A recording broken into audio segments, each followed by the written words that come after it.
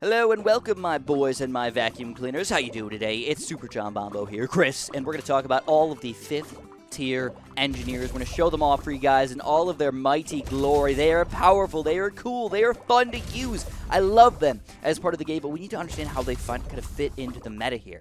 What kind of towers are we combining with these guys to make them oh so juicy and powerful? I think the main guy we really need to talk about is obviously the Ultra Boost here. We're going to still delve into the Sentry Paragon and the extra large trap here as well, guys. Don't forget about that, alright?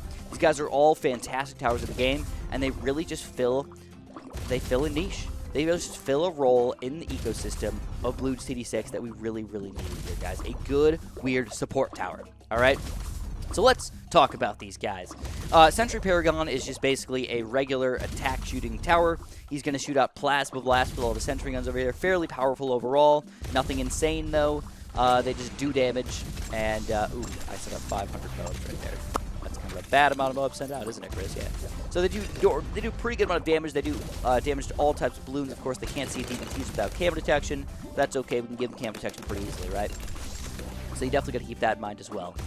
They can also and then the cleansing bomb can decam like the DPT, so they can get stuff back over there. But anyways, this Paragon's a very good tower over here. And then the other interesting thing about it is that they explode the sentry guns when they're done. The Ultra Boost is going to end up powering up all of your towers, and not just powering up a regular amount, powering them up an extreme amount here, guys. They get a residual power up after the Ultra Boost is done. You can give them a 10 times residual Ultra Boost after they're done. The extra large trap sucks up crap tons of balloons, gives you extra money out of it. Very fun, very good tower. It's good. It's great for just some like random suckage. All right, it just sucks up some balloons, gets rid of them, so all of your other towers can just do their job and clean everything up after that. Right? Insta killing lots of random big class balloons is amazing, man. It is really freaking amazing. It's wonderful to see it happen in the game here.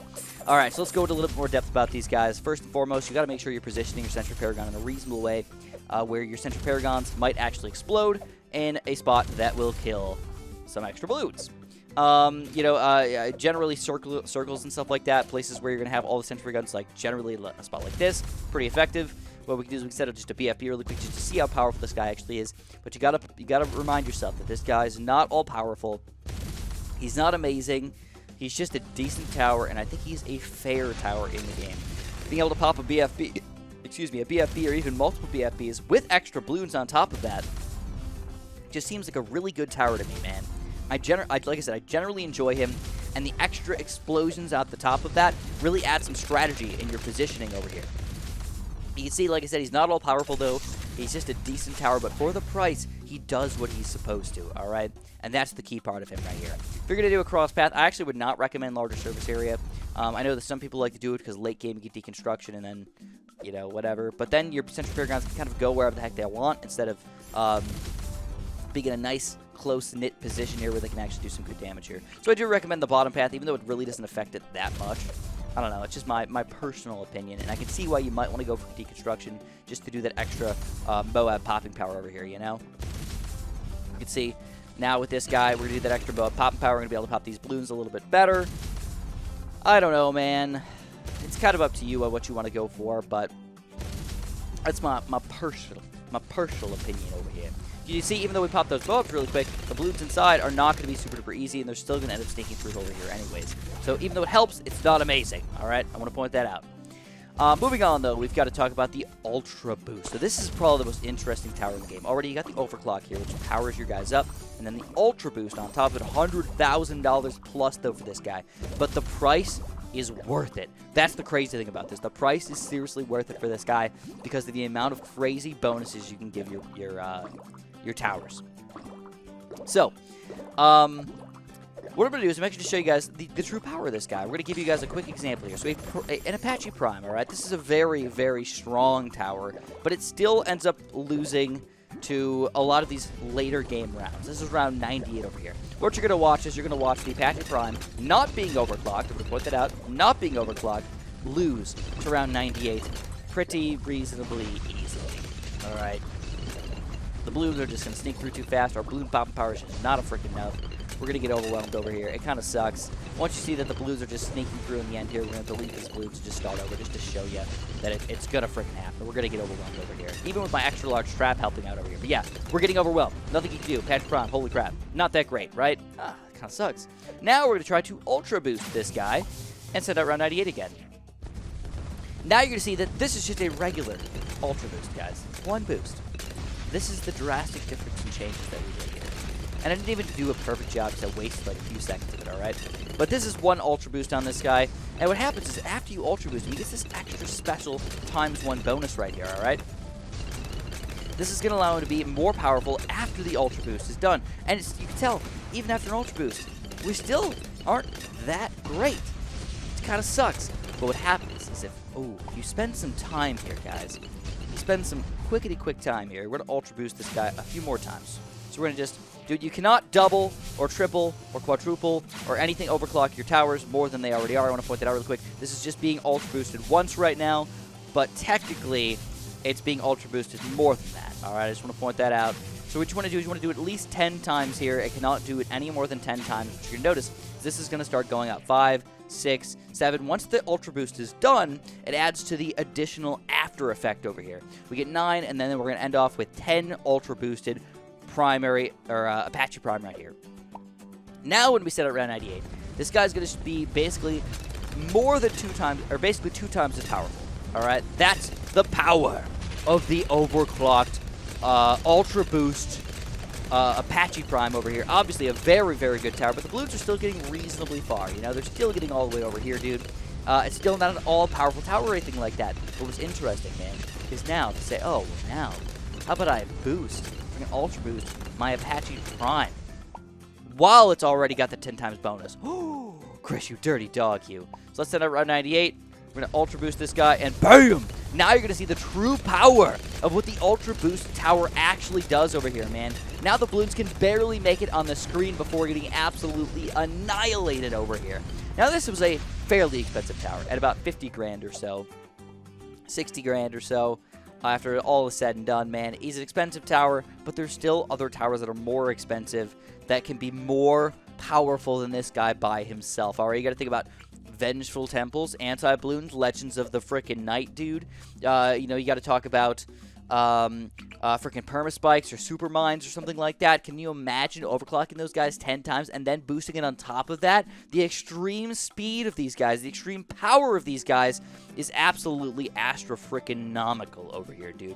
And that is why this guy is such an amazing tower in the game. Of course, he's more of a late-game tower than a regular tower, but you have to keep that in mind. When playing your game here, you're probably not going to be building them on chips mode or anything like that. It's more of a late game fun kind of strategy, or maybe a challenge type of strategy over here. All right, and last but not least, we've got this extra large trap. Just to reiterate again, you cannot double or triple overclock this guy, any other tower with this guy, but you can get a 10 times bonus after it's all said and done. All right, extra large trap. So I want to correct myself really quick. I made a mistake here earlier. So I was saying that if you get a DDT coming through here, he cannot suck up camo balloons. But even if you give him camo detection, this is wrong, by the way, he still cannot suck up DDTs. This is what I said before, and that is wrong. All right, and the reason why this is wrong is because I basically ended up not giving camo detection to my balloon trap because I screwed up. And that was the old trap. Now that I've got a new trap over here, now he can suck up DDTs. So, yes, I set out 100 DDTs, but you can tell he sucked one up, right? Well, you can suck up DDTs now. That's the good news. All right, fantastic. So, I want to correct myself on that really quick. But I also wanted to talk a little bit more about how powerful this guy is, because it's kind of interesting how he works here. So what I'm going to do is I want to change this to round 1, because it's different the way he works in round 1 compared to round 98. But I'm going to change this to round 1. What we're going to do is we're going to send out a crap ton of, you know what, let's just do 500 rainbows really quick. I just want to get rid of this guy real quick, man. Just want to get rid of him so he doesn't exist anymore. Clear him out of here. Ba-bam. All right. You can see lots. Oh my God, he got money. So there's like a weird glitch happening here, where if you popped out another engineer on the screen, with an extra large trap, the pop count has to go somewhere. So it like just gives it to him. It's kind of goofy how it works, but it does. So the extra large trap over here, what we're going to do is we're going to send a crap ton of leads, guys. We're going to go 1, 2, 3, 4, 5, 6, 7. I think that's about enough leads here. You're going to watch this guy's pop count real quick, all right? So we're going to put this on slow mode for a second here. He's going to go up to 10,000 pops. And then when you suck this up, it's interesting. So you get $20,000. And his pop count goes up to 30,000. So pop count and cash flow count towards his pop count over here, which is sort of goofy. But I understand why they had to do it, because banana farms now have a pop count or a banana count that you get. So they had to do something with the money coming in, right? I guess it just counts towards something. So it just gives them some extra power to work with over here. Interesting, but just something you want to note. One thing you definitely want to note, though, is if you do send out something like round 98, that pop count is going to be different than normal, and the amount of money you're going to make is going to be different compared to normal. Now, I have not done the math on exactly how efficient this guy is yet. I do want to point that out. I will eventually do the math on this guy. But what you're going to do is you're going to soak up some of these BFBs really quick, and then when you grab this, though, it's only worth $610. What? $610? What, Chris? Chris, $610? What? No! That's worth like nothing. 1,500? Okay, 1,200. So we're grabbing a little bit more random balloons up in here, but still, it's not worth an insane amount of money. Not giving you 20K 15 times all throughout this stuff. The round definitely matters here, all right? So the earlier you get a trap, the more money it's basically going to be worth, but this isn't totally out of the realm of the norm. You don't get $1 per red balloon popped on round 98. You get something like 20% of $1 for popping a red balloon. So like 5 red balloons equals $1 or something like that. I don't remember the exact number, but it's something along those lines. So the extra large trap, while it is good, it may not be phenomenal for late game. I have to do the math on the money, but I think it's probably pretty close to just giving you your money back off of these balloons up to a certain point, and I think eventually, after round 100, you're probably going to make less money than it normally does. So definitely just got to keep that in mind while using the extra large trap. But yes, it can suck up Moabs, BFBs, Zomagods over here, but it cannot suck up bad balloons. And I think that makes sense. It's completely fair over here. Keep in mind, these are 500 balloons on top of each other. I'm just soaking up as many as I can really quick. As far as crosspath go, I mean, do whatever the heck you want, dude. I mean, I just don't like larger surface area at all. But if you're going late game, like, I understand why you want to get the extra popping power over here. It just really doesn't matter. Personally, I would just go either nothing or just sentry guns. Personally, you know. There you go. You can see we're soaking up some BFBs over here. Wow, he actually threw it all over there. That was weird. But he can suck up Zomagods over here as well. You can tell. Boom, boom. Throw some of these guys out there. Suck it up. Get some monies out of it. Delicious. Absolutely wonderful. But again, no bad balloons over here. So, yeah, what you gonna do, dude? What you gonna do? But DDTs! That's the fun part about this. You could actually get some DDT popping power here, which is wonderful, man. Absolutely wonderful. As long as you have that cam detection beforehand. So that might end up messing some people up where they get the cam detection on round 90 or something like that and then don't have the extra large trap pop down, and then it still doesn't suck up DDTs. So you got to watch yourself on that stuff really quick. So if you guys enjoyed the wonderful 5th tier engineer videos over here, man, make sure you press that like button for me. Subscribe if you have not. I might have more awesome videos coming out in the near future for you guys. But again, I want to say thank you guys so much for your awesome attitude here. And I hope you guys have a, you know, this is going to be my thumbnail here, dude. This is what it's going to look like. Bam! There's my thumbnail right there. Thank you guys so much for watching. Of course, have a super duper delicious day.